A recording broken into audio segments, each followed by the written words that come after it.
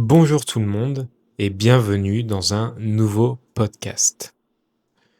Aujourd'hui, j'avais envie de parler de l'intelligence artificielle. J'ai déjà parlé plusieurs fois de l'intelligence artificielle. J'ai notamment fait une vidéo sur comment utiliser ChatGPT pour aider à apprendre une langue. Mais voilà, aujourd'hui, j'avais envie de parler de l'intelligence artificielle d'une autre manière. En fait, cette année, quand j'ai pris la décision de changer de travail pour devenir professeur de français, je me suis posé beaucoup de questions par rapport à l'intelligence artificielle. C'est un sujet qui est très d'actualité en ce moment. Parce que d'un côté, on a des difficultés économiques un peu dans tous les pays, typiquement des questions sur l'inflation. Et de l'autre, on voit les entreprises d'intelligence artificielle, les sociétés d'IA, battre des records et avoir des valorisations boursières toujours plus élevées les jours après les autres. Donc d'un côté, les citoyens ont du mal économiquement avec l'inflation, et de l'autre, la bourse bat des records. Donc on ne va pas aujourd'hui parler de macroéconomie, mais c'est, je pense, un sujet qui à la fois révolutionne notre vie, mais qui en même temps amène beaucoup d'inquiétudes, et ce pour un peu tout le monde. En gros, la question qu'on se pose tous en ce moment, c'est: est-ce que l'IA va remplacer mon métier? Est-ce que l'IA va remplacer mon travail? Est-ce que l'IA va nous remplacer?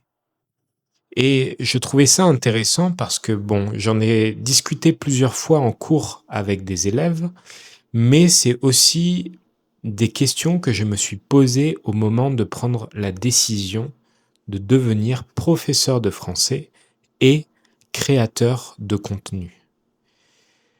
La première question que je me posais, mais celle-ci je vais y répondre rapidement, c'est de savoir est-ce que les gens vont toujours avoir envie d'apprendre des langues en sachant qu'on a de plus en plus de traductions automatiques, que ce soit sur Internet ou même dans la vraie vie maintenant. Maintenant, vous pouvez utiliser Google Traduction pour dire quelque chose dans une langue, le traduire et le faire écouter. Et on peut s'imaginer que dans le futur, avec l'intelligence artificielle, on aura des outils de traduction en live, en direct, avec les personnes avec lesquelles on parle. Cette question, je vais y répondre rapidement, puisque je l'ai déjà traitée dans d'autres podcasts, mais en gros, je pense que même si le nombre de personnes qui vont apprendre des langues étrangères risque de diminuer, je pense qu'il y aura toujours un intérêt à cet apprentissage, notamment parce que ça ouvre des portes sur la culture d'un pays. C'est aussi un bon exercice pour notre mémoire, pour notre intelligence, entre guillemets. Donc, je pense qu'il y aura toujours des personnes pour apprendre des langues. Mais maintenant, je me suis posé plusieurs autres questions sur ce changement de métier, sur mon envie de changer de métier pour devenir professeur de français. En fait, quand j'ai décidé de devenir professeur, j'apprenais déjà moi-même des langues. J'apprenais en autodidacte, j'apprenais tout seul, le japonais notamment. Et du coup, même à titre personnel, je ne ressentais pas vraiment le besoin de prendre des cours avec un professeur. J'avais beaucoup d'outils j'avais beaucoup d'outils disponibles, pardon, euh, et je les utilisais de manière, je pense, efficace, et du coup, ça diminuait mon besoin d'avoir un professeur de japonais. Typiquement, ChatGPT. Dès que j'avais une question sur de la grammaire, j'envoyais un message à ChatGPT, je lui demandais de me donner des exemples et ça convenait parfaitement à mon besoin. Donc sur l'aspect professeur de langue, déjà je me disais, mais est-ce que les gens auront vraiment besoin d'avoir des professeurs de langue?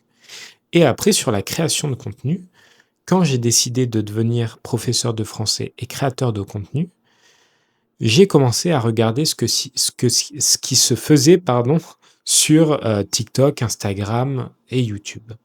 Et là, j'ai très rapidement vu des vidéos générées par IA qui étaient des vidéos dans un français simple, dans un français lent, sur des sujets assez communs. Un peu comme ce que je fais là, sauf que c'était des voix robotiques et c'était entièrement généré par IA. Et en fait, en voyant ça, je me suis dit, mais juste en faisant un prompt avec ChatGPT, je peux facilement créer ce genre de vidéo très rapidement. Et du coup, est-ce que ça sert toujours à quelque chose d'avoir un créateur de contenu qui fait ce genre de podcast et ce qui demande plus de travail pour filmer, plus de travail pour éditer la vidéo, pour monter la vidéo, pour ensuite la poster. Et du coup, sur ces 2 constats, quand j'ai commencé à m'intéresser à ce sujet, j'ai eu plein de questions. Est-ce qu'on va toujours avoir besoin de professeurs de langue? À quoi ça sert de payer des cours individuels si on peut accéder à tout gratuitement et facilement avec ChatGPT? Quelle va être la place des créateurs de contenu sur YouTube ou sur les autres plateformes? Pourquoi s'embêter à produire du contenu si on peut créer plus facilement? Je lis mes notes. Est-ce que ce genre de contenu est plus ou moins efficace pour l'apprentissage des langues? Même pour les étudiants, on parle souvent de contenu idéal. Quand on apprend une langue, il faut s'immerger dans la langue, il faut écouter, il faut regarder du contenu dans la langue. Et le contenu idéal, c'est un contenu qui correspond parfaitement à votre niveau, c'est-à-dire qui n'est ni trop facile ni trop difficile, et qui correspond à vos centres d'intérêt. Et pour ça, l'intelligence artificielle est très forte. Elle répond parfaitement à ce besoin. Du coup, est-ce que avoir un créateur de contenu comme ce que je fais maintenant, est-ce que c'est toujours utile? Et du coup, pour résumer, les 2 questions, c'était: est-ce qu'un professeur de français est toujours utile? Est-ce qu'un créateur de contenu est toujours utile? Et du coup, la question de cette vidéo, est-ce que l'intelligence artificielle va me remplacer? Plus généralement, nous remplacer. Pour ce qui est du professeur, du métier de professeur, je pense qu'il y a plusieurs points. Premièrement, quand on prend un cours, pardon, avec un professeur, on accède à de la connaissance. Le professeur nous donne de la connaissance. Ça, c'est quelque chose qui a déjà été révolutionné par l'arrivée d'internet. Avec l'arrivée d'internet, maintenant, on peut apprendre quasiment tout et n'importe quoi gratuitement et librement. Il y a des cours de l'université d'Harvard, par exemple, entièrement disponibles sur internet. Vous pouvez apprendre n'importe quelle langue gratuitement sur internet, et j'insiste là-dessus.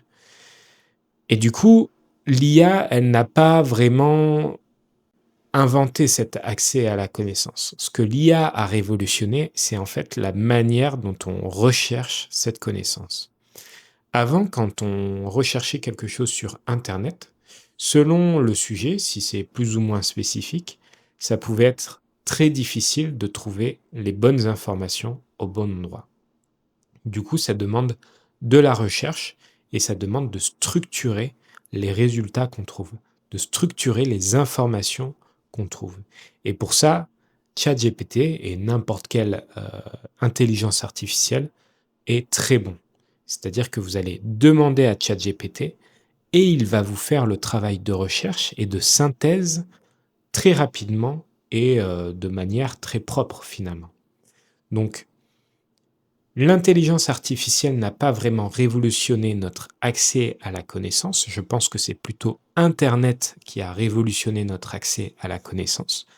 Mais il facilite grandement, enfin l'intelligence artificielle, elle facilite grandement cette consommation de connaissances sur Internet. On n'a plus besoin de chercher dans plein de sites différents le contenu, les connaissances qu'il nous faut. On peut demander à ChatGPT et il nous répond rapidement. Donc, j'ai envie de dire que sur l'aspect connaissance, ChatGPT va rivaliser en fait avec un professeur de langue puisqu'il va pouvoir donner de l'information, structurée aux étudiants, aux apprenants de langue. Et ensuite, après, il y a tout ce qui est pédagogie. La pédagogie, c'est, la science d'enseigner quelque chose. C'est pour, faciliter l'apprentissage des élèves. En gros, quand vous prenez des cours de langue, ce que vous souhaitez, c'est de progresser le plus efficacement possible. Et ça, le professeur, il a un gros rôle à jouer puisque, selon son expérience, il va pouvoir s'adapter à l'élève, il va pouvoir s'adapter à vous. Typiquement, si, je fais un rapide exemple, j'ai parfois des élèves qui sont très, qui veulent vraiment faire de la discussion, qui sont dans un apprentissage très naturel. On parle et ils apprennent comme ça, un peu «sur le tas» entre guillemets. Et de l'autre côté, il y a des élèves qui ont une approche beaucoup plus théorique. C'est-à-dire que ils vont avoir besoin de voir les règles de grammaire pour apprendre précisément la langue. Et ça, c'est aussi un travail du professeur, c'est de s'adapter aux besoins. C'est d'avoir conscience qu'il y a plusieurs profils d'élèves et s'adapter le mieux possible aux besoins de l'élève. Ça, pour l'instant, j'ai l'impression que l'intelligence artificielle est un peu limitée, dans le sens où ChatGPT, j'ai l'impression que les réponses de ChatGPT restent assez générales.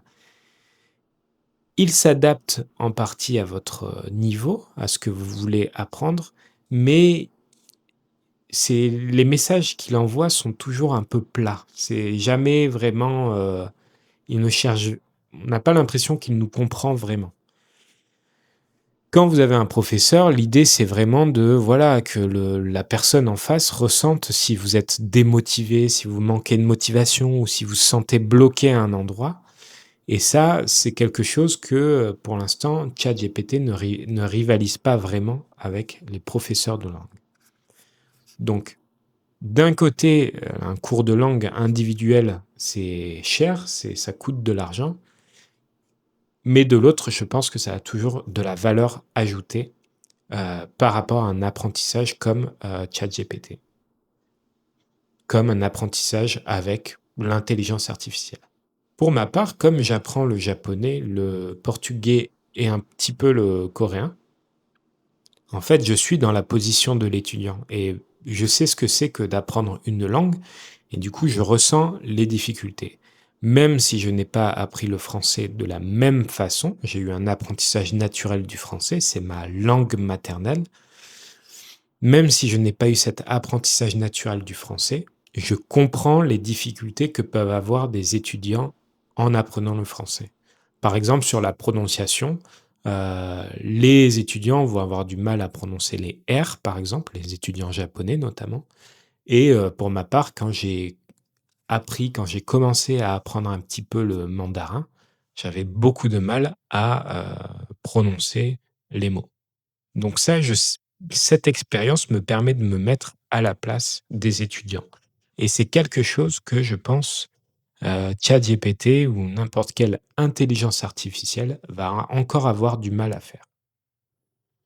Et ensuite sur la partie création de contenu, là, je suis peut-être un peu plus pessimiste.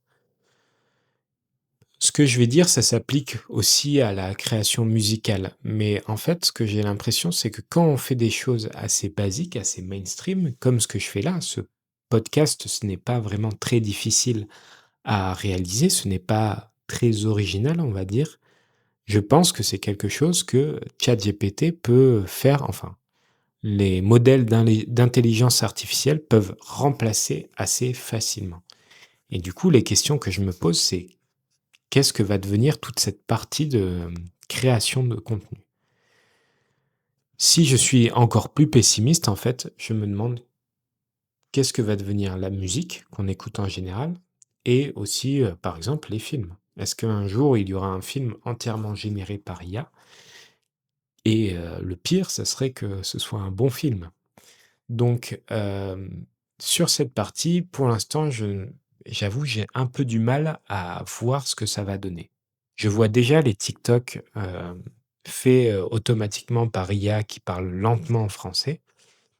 Je pense que ça peut être un bon outil pour votre apprentissage, mais il y a toujours cette voix robotique et le fait que ce soit pas vraiment humain derrière, ça enlève un peu de, je sais pas, de l'intérêt, de l'essence d'apprendre une langue. Donc pour ma part, j'ai un peu envie de dire que j'essaierai, forcément toujours d'écouter de la musique qui a été créée par un être humain, de toujours regarder un film qui a été créé par un être humain parce que c'est ça qui donne le grain, artistique, c'est ça qui te donne, des émotions et cetera. Alors que quand c'est généré purement par intelligence artificielle, on peut facilement se dire: «C'est un algorithme qui a essayé de nous faire ressentir ça et cetera». Pour ce qui est du contenu purement pédagogique, comme les vidéos de français où on parle lentement, comme ce podcast, là, j'ai un peu plus de mal à savoir. Idem pour, tout ce qui est, divertissement, entertainment. J'ai du mal à savoir à quel point on va continuer à faire nous-mêmes du contenu et à quel point ce sera toujours «valorisé» entre guillemets, pardon, ce genre de contenu fait par des humains. Donc en soi, voilà, je pense que dans tous les cas, l'intelligence artificielle va avoir un énorme impact sur mon métier, sur le métier de professeur de français et sur le métier de créateur de contenu. J'ai encore du mal à savoir ce que ça va donner. Je suis à la fois optimiste et à la fois pessimiste. C'est un peu une réponse nulle, mais je n'ai pas encore d'avis vraiment précis. J'aime ce que je fais et je suis convaincu que ce que je fais, ça peut être utile pour des personnes qui apprennent le français. Donc c'est ça qui me fait continuer. Si c'était purement par opportunisme, je pense que j'arrêterais peut-être de faire ça. Mais voilà, c'était un peu ma réflexion sur, l'apprentissage, des langues, le métier de professeur et de créateur de contenu et aussi les bouleversements, les changements qui vont arriver, avec l'intelligence artificielle. J'espère que ce podcast vous aura plu. Si c'est le cas, n'hésitez pas à soutenir en mettant un like et un commentaire. Et également, si vous voulez parler de votre propre expérience dans les commentaires, n'hésitez pas à parler, voilà, de votre travail et savoir ce que vous en pensez vis-à-vis de l'intelligence artificielle. Voilà, j'espère que ce podcast vous aura plu et je vous dis à la prochaine.